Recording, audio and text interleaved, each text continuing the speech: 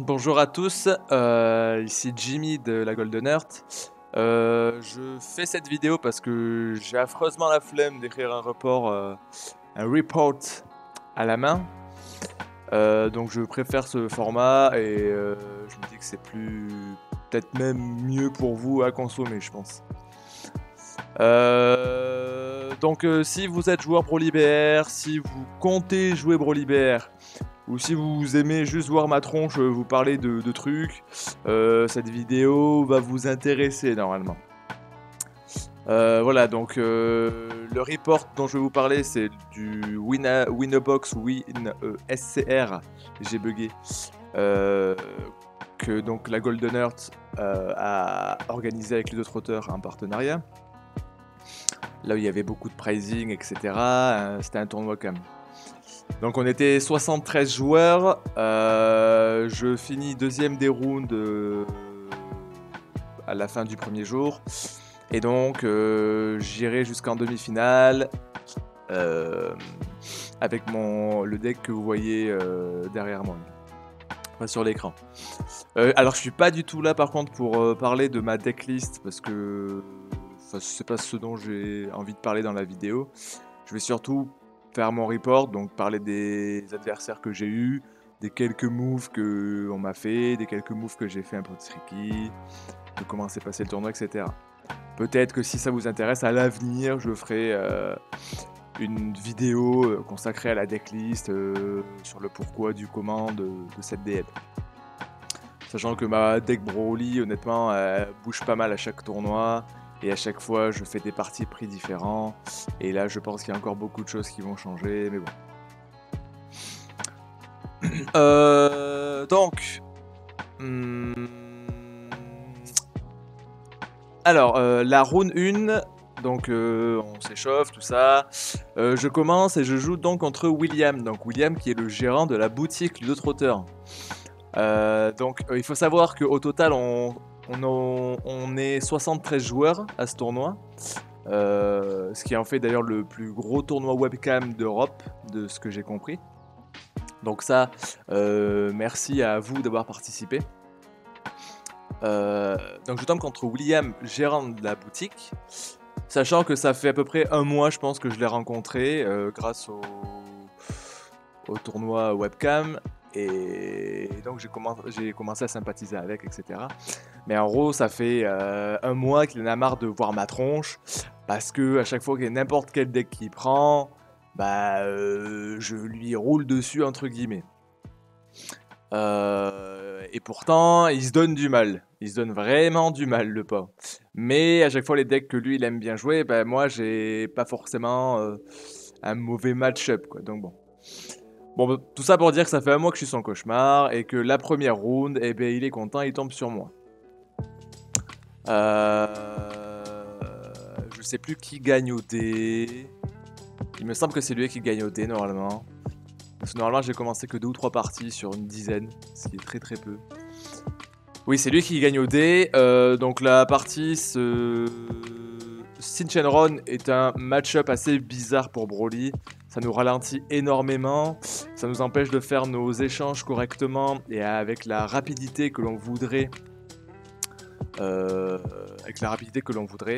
Donc ça nous met hors tempo. Qu'à cela ne tienne, je parie sur le fait de le end control de manière éphémère. Parce que Shinsenron a une petite main et il n'y a qu'une fois par tour, il regarde 5 pour tuto c'est un de ses dragons. À son tour 2, il me fera le gros Shinsenron qui coûte 9. Donc à partir de là, il réussira à tempo la game parce qu'à chaque fois que je joue un échange, il est blanchi pour le tour, donc je ne peux pas aller au-dessus. Et donc on arrivera à tour 5, tour 6 je crois, donc toujours avec cette logique de lui gérer la main petit à petit et de créer un board. Donc j'avais genre peut-être 4-5 chaînes sur le terrain de lancer. Et donc le tour où je peux enfin passer à plein de 4, plein de 5 et même le Broly assist, la SR, généralement c'est assez compliqué. Donc en fait, sans side, je n'ai pas le choix que d'adopter cette stratégie là et de parier sur le fait qu'il ne top pas Mechikamura à son tour 4 pour s'éveiller. Parce qu'à partir de là, Mechikabura est un bloqueur très compliqué à passer. De plus, avec ses effets qui nous mènent inertie, ça aurait été très compliqué. Et ben, de par la faible draw du leader et de par le end control éphémère que j'ai fait avec mes Broly, je n'ai pas vu de Mechikabura, donc tant mieux pour moi. La première game dure à peu près 45 minutes, il me semble. Ce qui est un pari assez risqué quand même pour moi, sachant que j'ai en face de moi un deck contrôle. Mais je sais que le match-up, ça passe de cette manière. J'aurais raison, je réussis à faire mon OTK. Et la deuxième, je sais plus comment ça se passe, mais je crois qu'on arrivera. Si je crois qu'on arrive à la finir, j'ai oublié. Mais j'ai dû choper Goliamite en side. Ce qui fait le café. Donc je perds au dé, ouais. Round 2, je tombe contre Richard. Richard, que c'était la première fois que je jouais contre lui. Donc Richard, lui, jouait un... C'est original, un Goku Revive. Donc c'était le leader BT8 qui était destiné, je sais plus. Bon, enfin le Goku bleu-vert. Mono-vert, hein, mais pour la mécanique du bleu-vert, le Revive. Et donc dedans il jouait la chaîne Hildegard qui est sortie là récemment dans la DB3. Honnêtement, match-up pas très compliqué de par le fait qu'il n'a rien pour se piquer les PV, il n'a rien pour s'auto-éveiller. C'est un des rares duels où je gagne au dé, donc en plus sur la première je commence. Donc la première je l'agresse, je fais du hand control en fait, et je tape qu'en critique. Parce que je vois qu'il n'a pas beaucoup de mains. Je vois qu'il fait le terrain, qui regarde 7, qui prend un Minushia, etc. Et il tourne toujours à 4-5 en main. La première partie, il pose très vite son unisson, il me semble. Je vais très vite le gérer en fait. Je mets toutes mes frappes qui sont pas en critique dedans. Et après, tout ce qui est en critique, ce sera sur le leader. Je fais en sorte de le maintenir à 5 PV. Ça passe à lui, il peut pas s'éveiller. Ça revient à moi. C'est le tour où je peux jouer ma SR. Donc je lui warp 5 de la main, truc du style. Et après, bon, 20 000 crits, 35 000 double crits, voilà. Donc je gagne 2-0 contre Richard. D'ailleurs tout à l'heure j'ai oublié de le préciser, je gagne 2-0 contre William aussi. Voilà, donc bon, GG à lui en tout cas. Je pense pas qu'il a dû apprécier la game, parce que vraiment c'était un match à sens unique. Mais GG à lui pour le côté atypique de son deck. Et l'idée était vraiment sympa, je trouve. Voilà, donc là c'est la pause. On a une demi-heure de pause, parce que c'est un bien grand mot, la pause. Bon, je gagne les deux premières 2-0. Je m'enflamme pas, parce que je sais que quand tu commences bien au début, bah, la difficulté va augmenter forcément. Et en plus, je sais, de par la répartition des decks, qu'il y a un certain pourcentage de decks que j'aime pas. Donc genre Dark Broly, qui était le deuxième deck le plus représenté après le Broly BR. Je sais qu'il y a aussi quelques Gohan Reboot. J'aime pas du tout ce match-up. Et d'ailleurs, la petite anecdote, c'est que sur les 4 Gohan Reboot présents dans le tournoi, il y en a 3 qui vont en top. Donc ils me font très très très peur.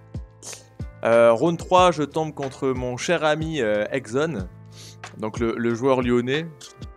Donc joueur que j'avais rencontré aux célébrations de Clermont-Ferrand, je sais plus il y a combien de temps maintenant, qui m'avait donc gagné 2-1 en mort subite. Après j'avais été refaire un tournoi à Lyon, machin, je jouais U6, c'est moi qui avais gagné. Bon, enfin on aime bien se tirer on aime bien se foutre sur la gueule, on s'apprécie beaucoup, on a toujours une revanche à prendre d'un précédent tournoi. Donc là, bah, il joue Gohan Reboot, c'est un très bon joueur. La première, il me sort 3 BMS. Et ce sera le seul duel que je gagne d'ailleurs. J'ai Gohan Reboot en face, 3 BMS, qui est censé un peu quand même chez mon deck bien sûr. Il arrivera pas à me tuer, de par mes... Bah, j'ai un contre, je pense. J'ai dû contrer avec Violent Trace à un moment donné. Et avec mes transpositions, j'arriverai à le tenir. En zone de combo. Et voilà. Il n'a pas ce qu'il lui faut pour spiquer les PV. Et il n'a pas ce qu'il faut pour donner critique à son leader. Petit avis personnel, pour moi c'est cette carte qui pose problème dans Go and Reboot, c'est le fait qu'il ait accès à donner critique à son leader. Je ne pense pas que la carte ait été designée pour ce leader là, qui tape et qui prenne des risques, ok, mais qui donne des ressources à l'adversaire, qui devrait être logique, sinon c'est un match à sens unique. Donc voilà, je gagne la première, derrière il me roulera dessus sur les deux autres. Impossible à passer honnêtement. Je sais plus comment ça se passe, mais très très compliqué comme match-up, le Go and Reboot. Je m'attendais à en croiser, hein, je savais quand. De toute façon, quand on choisit un deck, c'est un parti pris, bien sûr. Je savais que ça allait être compliqué, il n'y en a que 4 dans le tournoi, donc je me dis, sur tous les match-up que je vais croiser, bon, si j'en croise un ou deux, ça peut passer. Donc là, c'est ma première défaite, donc je me dis ouais, bon maintenant Jimmy, faut que tu fasses un peu un perfect pour passer, faut que tu fasses du 5-1. Le 4-2 à mes yeux, c'était pas très très sûr, ça dépendait de contre qui vous aviez perdu, machin. Pour l'instant, ma seule défaite était contre Exxon, et je pensais que... Enfin, je savais que Exxon irait loin, normalement. C'est un très bon joueur avec un très bon deck. Go and Reboot, pour moi, était un bon call pour ce tournoi. Il n'y a pas beaucoup de decks qui le font chier, je trouve. Donc je me dis, bon, on a peut-être droit à une égalité, mais on va essayer de gagner, quoi. Round 4, je tombe contre Laurent. Laurent, donc, qui joue un Gotenks vert. Je perds au dé. D'ailleurs, contre Exxon aussi, j'avais perdu au dé. Et contre Laurent, donc je perds au dé, mais donc on lance 2 D6 et je trouve le moyen de faire 2. Bon, j'arrive. Ok, on se plaint pas, mais vous allez voir qu'en statistique, quand même, c'est du lourd, moi, je trouve. Donc il commence, sortie parfaite, mais vraiment, c'est même pas pour rager ou quoi que ce soit, c'est même lui, je pense qu'il admettra. Et il m'a fait tour 2 unisson, je joue mes Broly, coup de Tarplay Freezer, je tape dormant potentiel. Il m'a fait ça 2-3 tours à la suite. Impossible pour moi de faire quoi que ce soit. Il gagnera, j'abandonne à un certain moment de la partie parce que je vois que c'est pas possible et donc je décide de pas perdre de temps et d'essayer de jouer le 2-1. Donc la deuxième, je commence, je tape comme un abruti, hein, j'ai la chance de pouvoir poser mes chaînes, etc. Donc je mets très très vite la pression au Gotenks en face. Je ferai toutes mes chaînes, j'irai au bout, et la pression suffira à le submerger. Et donc la dernière, c'est lui qui commence, mais il me fait pas la même sortie, même s'il me fait le T2 unisson. Il me semble... Ouais, il a pas Freezer sur la deuxième, il me semble, le counterplay, et il aura que Quinto, ce qui suffira à me contenir un tour, mais ce qui ne suffira pas à gérer mes chaînes, par exemple. Et comme c'est lui qui avait commencé, très vite, il prendra la SR Broly, qui lui fera très mal à la main, et je gagne sur ça. Donc je sortais de ma défaite contre Exxon, je perds la première sur une sortie parfaite de Gotenks. J'avais pas le moral très très ouf. Donc content quand même de revenir de ça.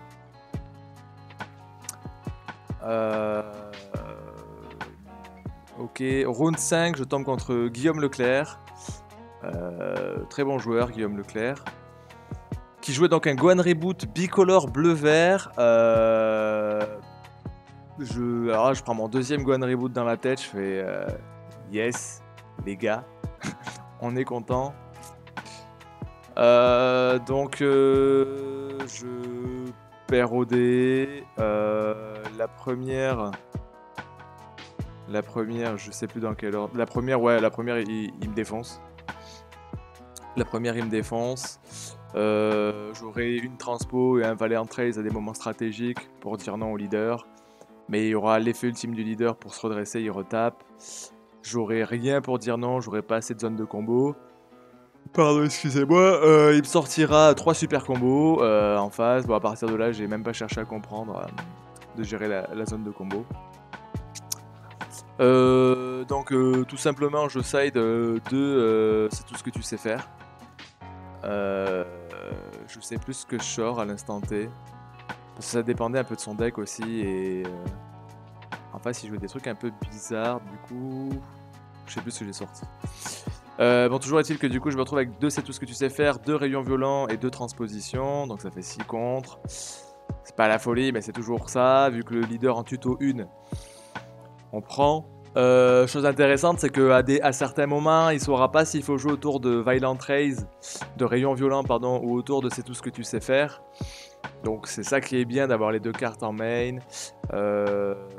Et à chaque fois sur les 2 parties, en fait, j'aurai assez de contre à jouer à des moments stratégiques pour pouvoir le contenir, gérer son board ou l'empêcher d'attaquer avec son board. Et j'aurai les transpos pour gérer les zones de combo, donc je remporte 2-1. Ensuite, la round 6, je tombe contre Quentin de chez nous. Donc Gohan Reboot. À ma grande chance, il a un empêchement. Il avait plein de monde chez lui. Depuis la round 5, il n'arrivait pas tellement bien à se concentrer parce qu'il y avait plein de gens chez lui. En plus, il n'avait pas forcément envie de faire le tournoi de base. Donc, tout simplement, en fait, il vient pas. Donc, on me déclare vainqueur. Ce qui n'aura au final de conséquences que sur ses futurs adversaires et mes futurs adversaires au top. Étant donné que Quentin, dans tous les cas, avait topé aussi avec 2 défaites. Et donc, moi, j'aurais très certainement topé aussi avec 2 défaites vu que tous les 12 points sont passés. Et pas les 11 points. Parce qu'il y avait énormément de draws dans ce tournoi. Voilà, la journée 1 donc, se termine sur ça. Donc je sais qu'il y a 3 Gohan Reboot en top. Ce qui me fatigue déjà. Et donc je me dis, est-ce que je vais pouvoir passer avec mon Broly BR? Donc mon top 16, le jour 2 ce sera contre Hugo Platré. Alors c'était une partie bizarre parce qu'on a lancé les dés et même commencé la partie avant qu'on annonce le time en fait de allez-y vous pouvez y aller. Donc moi à la base j'avais perdu au dé et donc on a dû relancer les dés etc. Et donc là je gagne au dé. Donc ça me permet de taper comme un abruti, mais honnêtement contre le bleu, je sais que ma seule chance c'est de taper comme un abruti si je commence. Mais je lui fais une main de 10 cartes, de 14 cartes même chez lui, parce qu'il pioche énormément sur le striker. Alors que quand je suis second, j'adopte une stratégie de end control. Et bon, même s'il a sa secrète un tour plus tôt en face, de par le fait qu'il ait 3 énergies plus tôt, ben moi j'ai accès à ma SR plus tôt aussi. Donc du coup, je tape comme un abruti. Le tour 3, il me sort secrète. Il me jouera un Obuni, il me semble. Je sais plus dans quelle partie. Pour m'agresser au PV parce que je suis à 3 PV, par là je suis très faible en PV. Je combo ma main pour essayer de pas descendre à 2, on sait jamais. Un Mira double frappe, un gros ton double frappe, un truc qui sort de nulle part. Donc je dois péter mes chaînes depuis ma main pour combo 5000. Au final ça passera, ce sera très tricky. Sur la deuxième je change de Nisson. Je rentre les Piccolo. Parce que le side PMS etc on sait pas et ça me permet d'avoir une agression un peu plus tôt de par le moins 6 qui est plus facile à faire que le moins 7 et sur ce match-up le moins 7 de Kale n'est pas obligatoire et je rentre les 3 Broly couronne du châtiment parce qu'il passe très souvent son temps avec 2 énergies open et que je peux très facilement aller chercher des topos ou des counterplay trunks ou ce genre de choses avec. Ils m'auront été utiles parce que j'en jouerai 1 ou 2 dans la partie, je sais plus. J'adopte une mécanique de end control, éphémère bien sûr. Tour 3, je reprendrai ma secrète, ce qui lui fera gagner un bon gros tour du coup, ce qui est énorme en termes de tempo je trouve, parce que la SCR Baby, au plus tôt où elle peut sortir, je trouve que c'est la tempo parfaite pour embêter mon deck d'une puissance phénoménale. Parce que moi, c'est le tour où je veux gagner en fait. Et ça me met un gros stop de cowboy. Donc, partie enregistrée par la team Beaujeu, normalement. Qui devront mettre sur leur chaîne YouTube ou Twitch, je sais plus. Donc, vous pourrez la voir plus tard. Voilà, d'ailleurs merci à eux de l'avoir enregistré. Merci à eux pour à Guillaume qui est passé après dans le channel pour me féliciter du match que j'ai fait contre Hugo. Et j'ai beaucoup adoré, j'ai adoré jouer contre Hugo aussi. C'était une partie de très bon niveau et je gagne 2-0 à la fin, mais c'était compliqué. J'ai pas eu beaucoup de fenêtres en fait. Donc je tombe en top 8, je suis très content déjà, top 8, c'est à partir de là qu'on pouvait avoir un tapis. Donc mon objectif est rempli parce que je voulais absolument le tapis du top 8 minimum. Donc en top 8, je tombe contre Guillaume Bouin, c'est aussi une grosse figure de Dragon Ball Super Card Game en France, j'ai envie de dire, de par son implication dans Top Deck Diffusion, de par son niveau de joueur, de par le deck atypique qu'il joue, même s'il me dira que ouais mais en fait c'est juste que personne le joue, donc en fait t'as pas à me féliciter, mais il faut quand même penser au build, etc. je trouve. Donc très bon deck builder et très bon joueur, très sympa. Donc contre Guillaume, je gagne au dé. Donc ce qui fera que ce sera la 3e fois que je gagne au dé. Donc, et la dernière fois sur les 10 parties que j'ai fait. Donc j'ai gagné 3 fois au dé sur 7 games. Je vais pas me plaindre parce que du coup j'arrive à me hisser en top. Et en top 16 et top 8 je gagne au dé. Donc c'est à des moments hyper importants. Donc ça au moins c'est cool. Je gagne pas beaucoup au dé, mais au moins je gagne à des moments assez clés. Donc Guillaume Bois avec son Golden Freezer. Excusez-moi, j'arrête pas de faire des cuts. Ben, c'est parce que j'arrête pas de bailler en fait, c'est un truc de ouf. Donc Guillaume Bois avec son Golden Freezer. Deck qui m'intimide honnêtement de par la chose, comment dire, de par le côté tricky du deck, plein de petits coups subtils à mon avis, plein de petites puteries à droite à gauche, beaucoup de CA, énormément de CA, mon dieu qui me fait mal à la tête. Donc je sais que j'ai pas le choix que de gagner très tôt, parce que sinon il m'amènera où il veut, et je vais m'essouffler sur le long terme, et ce sera fini. Donc la 1, je l'agresse comme je peux. À son tour 2, donc je le baisse très vite à 3-4 PV je pense. À son tour 2, il fait beaucoup de CA, il s'éveille, il tue ses armées de freezer, il détape, il pioche, machin. Très vite il a genre 10 ou 12 en main. Il finit son tour avec 2 énergies ouvertes. Ça revient à moi, j'ai 3 énergies. J'ai un unisson qui a 4 marqueurs. J'ai un Broly à 5, 30 000 crits sur le terrain, et un Broly à 3. Plus mon leader donc unisson à 4, Broly BR à 5, 30 000 crits, Broly 3, 19 000 sur le terrain, mon leader. Je suis sûr et certain qu'en face, il y a du Zamasu. Ensuite, je me dis pourquoi il a 2 mana ouverts. Bon. Il y a pas mal de counterplay jaunes qui sont sortis actuellement, qui peuvent être relous, qui peuvent annuler mes effets d'unisson, annuler l'effet du truc que je joue. Mais je me dis, bon, il me semble, parce que vraiment je sais plus du tout, j'ai vu 1 ou 2 fois sa DL tourner par là, mais j'étais vraiment pas sûr, je me suis dit, s'il y a du Zamasu en face, il y a peut-être du Bergamo. Je me dis que si je tape, il y a de fortes chances que je prenne Zamasu sur quelque chose et qu'il me fasse Bergamo sur mes 2 énergies sur 3, il m'en restera 1. Enfin, en tant que joueur contrôle, je vois pas pourquoi il ne ferait pas ça en fait. Il se dit 2 énergies en moins dans Broly, donc 70% de ses énergies pour son tour. Il a quasi plus de move à faire, hein, honnêtement. Ce qui est vrai en plus. Donc je tape avec mon leader pour pas prendre le Zamasu sur mon leader pour avoir la droite de mon leader. Et j'espère qu'il me fait un Zamasu sur le Broly 30 000 critique. Ce qu'il fera. Il paye 2, il me fait Bergamo. Il m'engage 2 énergies. Ok. Donc là, à partir de ce moment-là, et c'est ce moment-là qu'avec Broly on cherche, c'est quand l'adversaire il est totalement full tap. Ok, t'as 2 énergies en moins. Ok, en face il est full tap. Ok, il a 12 en main. T'as ta Kale.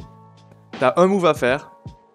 Donc ce que je fais, c'est pour une énergie, je échange 4 mon Broly 3. Je gagne un marqueur de par mon unisson qui monte à 5. Je gagne un marqueur de par mon Broly 4 qui monte à 6 donc.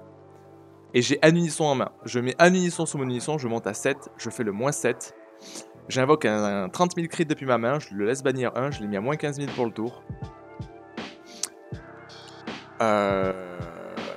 Et donc ensuite il doit être très faible en PV. 2-3 par là. Même 2 vu le nombre de tapes qui me reste. Et donc je tape. J'ai un Paragus sur le terrain.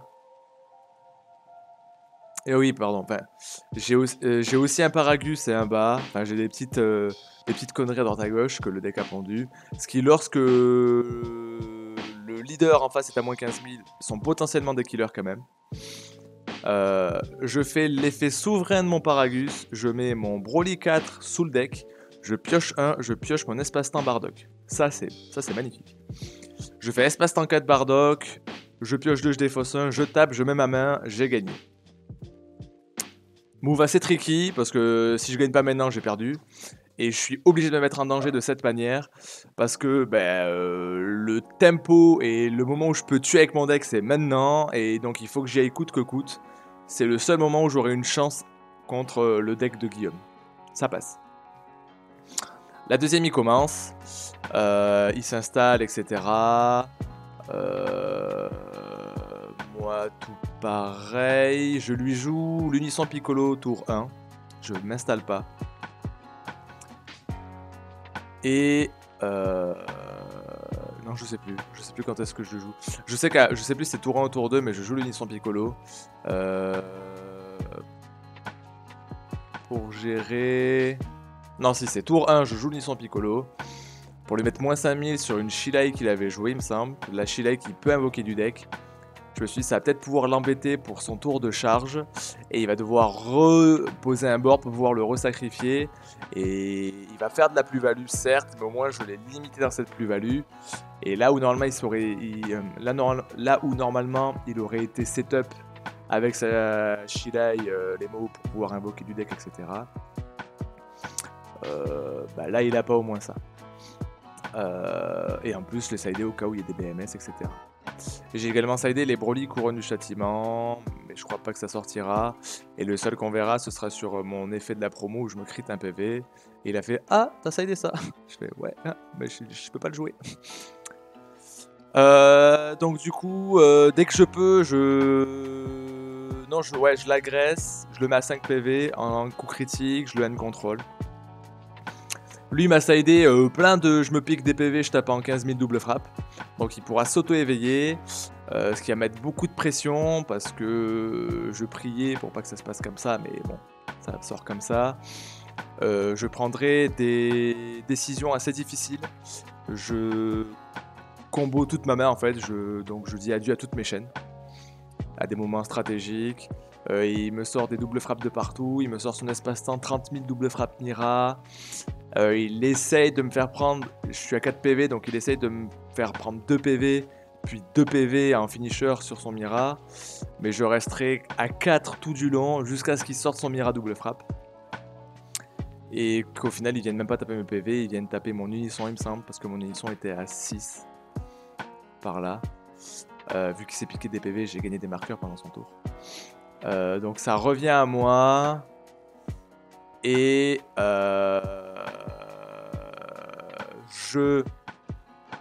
il a pas mal à main en face honnêtement. Moi j'ai pas beaucoup, j'ai même quasi rien, mais j'ai mon astéroïde déjà sur le terrain. Je draw ma pioche de début de tour. Je fais l'effet de l'astéroïde, j'essaye de faire un maximum de CA. Je tape avec mon leader, je pioche, ça passe, il lui reste un PV en face. J'ai un 30 crit sur le terrain et pas mal de petits trucs. Mais j'ai peur de prendre un Zamasu super combo et qu'il engage mon 30 crit. Donc je me dis, je pense que j'ai pas le choix que de mettre tout mon board et toute ma main maintenant. Parce que si jamais ça passe pas à 5000 de combo près, je vais le regretter. Mais à contrario, bon ben je gagne 5000 de combo, mais à côté je perds un 30 crit. Que s'il a pas Zamasu en main, bah il se défend et après je tape en 30 crit, c'est fini. Je le mets, parce que vraiment j'estime que j'ai pas le choix. Je parie sur le fait qu'il... Je sais qu'il fait beaucoup de CA, mais il a beaucoup de 5000 en main, parce qu'il joue beaucoup de drop 1, qui sacrifie, etc. Mais j'espère qu'il a que du 5000 en main, en fait. Et j'arriverai à monter à 50 000. Et lui, il défend max à 50 000. On a bien recompté, etc. Donc la deuxième, très très chaud également. Donc c'est un joueur contre lequel je gagne 2-0. C'est un... Mais de par des décisions super difficiles à prendre honnêtement. Et des plans de jeu assez suicidaires. Mais après, je pense que si vous jouez Brolibear, vous n'avez pas le choix que de partir sur des plans de jeu de cet aspect-là. Parce que bah, vous jouez Broly, donc c'est un deck de suicidaire, j'ai envie de dire. Et donc en top 4, donc déjà GG à Guillaume Boin, parce que il m'a donné vraiment beaucoup de mal. Le résultat à la fin, certes, c'est de 0, mais ça passe pas loin du tout. J'étais très content de jouer contre lui, c'était la première fois que je jouais contre lui. Très bon niveau, joueur ultra sympa, honnêtement, à la fin il m'a fait ouais, bien joué. Il est vraiment trop cool en fait. Il est chill, c'est un truc de ouf. Quoi. Donc très bon souvenir de lui aussi. Top 4, Erwan. Erwan, le mec qui joue dans son pieu. Bulma rouge-vert, build assez atypique. Bulma, normalement, j'en ai pas trop peur. La version Gogeta en tout cas. Je sais que si je l'agresse suffisamment tôt, je peux avoir le match-up. S'il s'installe, ça s'inverse totalement. Là, il jouait une version avec des nouvelles cartes de DB3, donc le nouveau, la SR Piccolo rouge-verte qui burn les PV. Des arrivales Gogeta, etc. Trop de gestion de board en face. Trop de bloqueurs en face. Je peux pas, honnêtement, je peux pas passer. Hyper compliqué pour moi de passer en tout cas. Et sur la première, il touche le...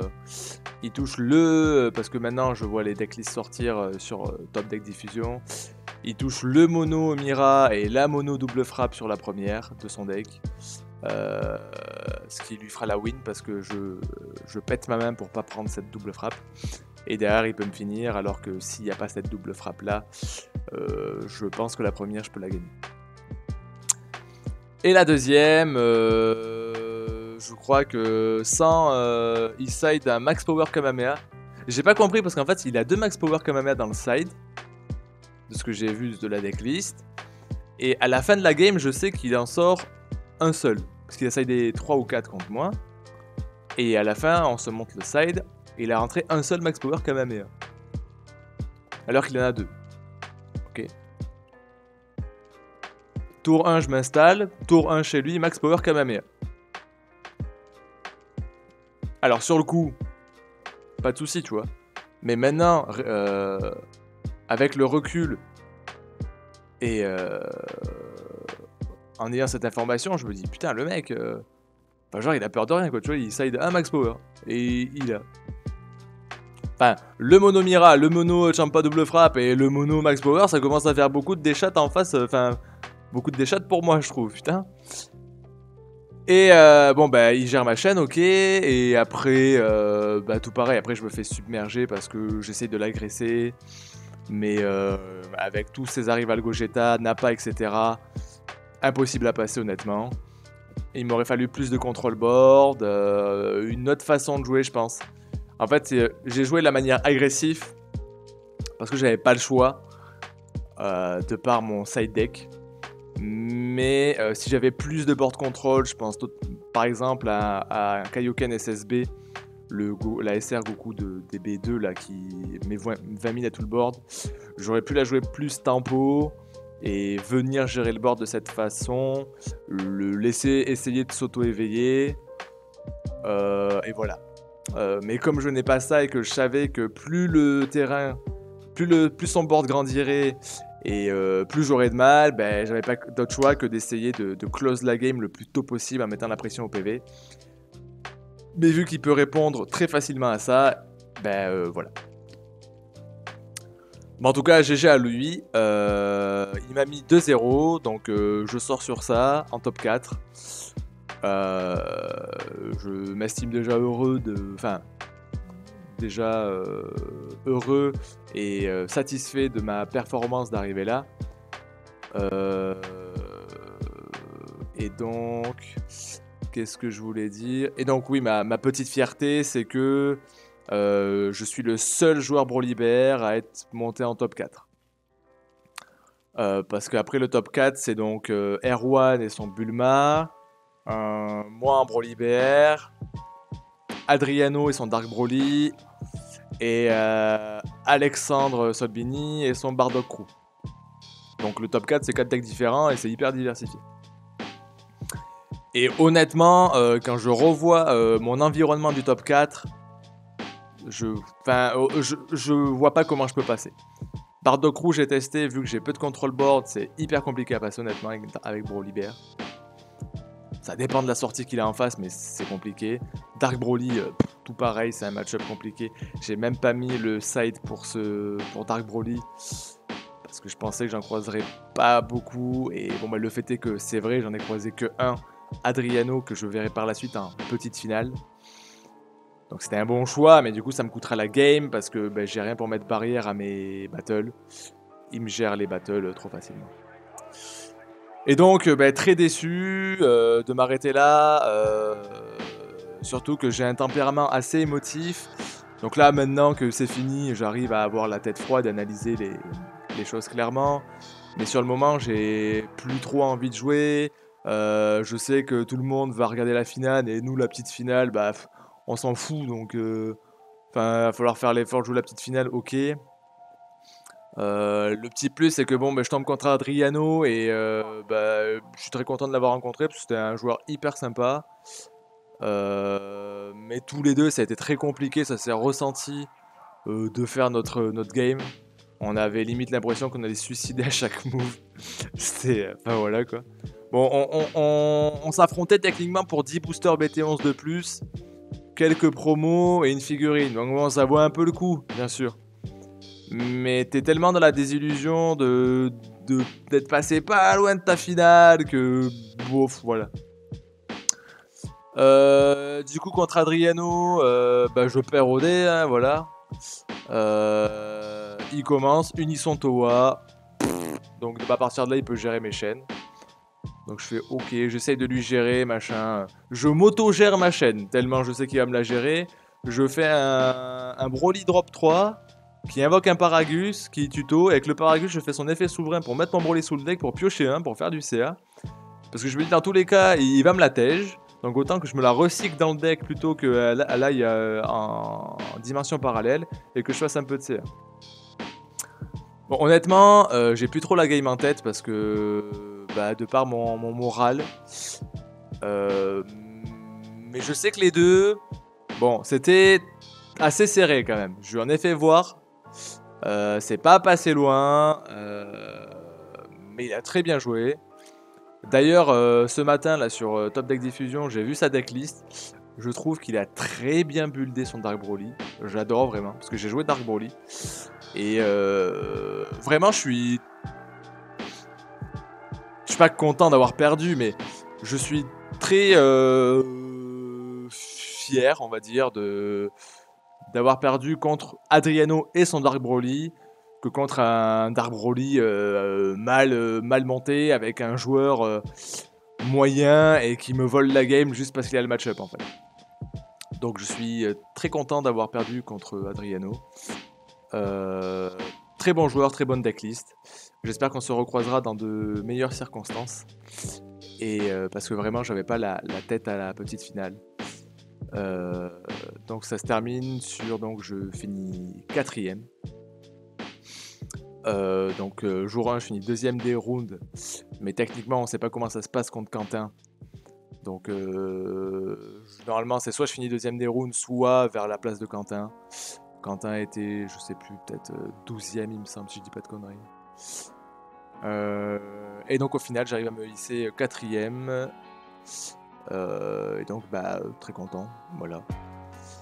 Il y avait beaucoup de lots en plus sur ce tournoi, beaucoup de joueurs, ça c'était vraiment cool. Merci encore à vous tous d'être venus. Jérémy, il faut savoir que Jérémy me fouette très souvent. Là actuellement je suis dans sa cave, il me fait faire des vidéos pour faire des bandes annonces de tournois.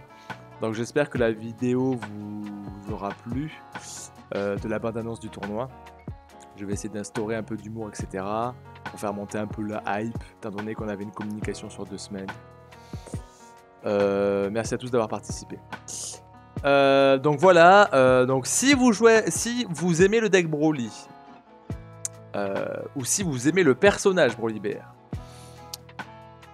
parce que moi en BT6, il y avait un deck Broly Bear qui était sorti, mais qui avait des match-ups tellement négatifs que je l'avais joué, mais ben, n'importe quel Janemba, même mal joué, vous roulez dessus. Du coup, j'ai joué quand même Broly Bear parce que c'était le deck du moment que je voulais jouer. Mais ça me frustrait à mort de perdre contre bah, parfois des joueurs. Tout le monde à son niveau, je dis pas enfin, je fais pas de discrimination. On en est tous à un certain stade dans le jeu. Mais c'est méga frustrant de perdre contre quelqu'un que vous savez, vous regardez ses plays, c'est pas optimisé. Et vous, juste parce que vous n'avez pas le match-up, vous perdez. Donc j'étais assez frustré de ma BT6 Broly BR. BT10, j'ai ce Broly BR là qui sort. Il a des match-up honnêtement très dégueulasses. Mais il n'y a pas un deck au-dessus des autres. De toute façon, actuellement, tout le monde peut manger tout le monde et tout le monde a ses faiblesses. Donc si vous aimez le personnage Broly, vous pouvez y aller. Si vous aimez les decks aggro qui peuvent s'étendre à du mid-range, vous pouvez y aller. Si vous aimez les decks suicidaires, vous pouvez y aller en fait. Voilà. Ce sera votre capacité à prendre des risques énormes honnêtement à un instant T qui fera que vous pouvez surprendre votre adversaire. C'est comme ça que je résume le deck. Donc voilà, je pense que je vais m'arrêter là. Merci à tous d'avoir regardé cette vidéo. N'hésitez pas à commenter si vous avez des questions, etc. Si la decklist vous intéresse, on pourra faire une vidéo dessus. Et voilà. C'était Jimmy de la Golden Earth. Incroyable. Et à la prochaine.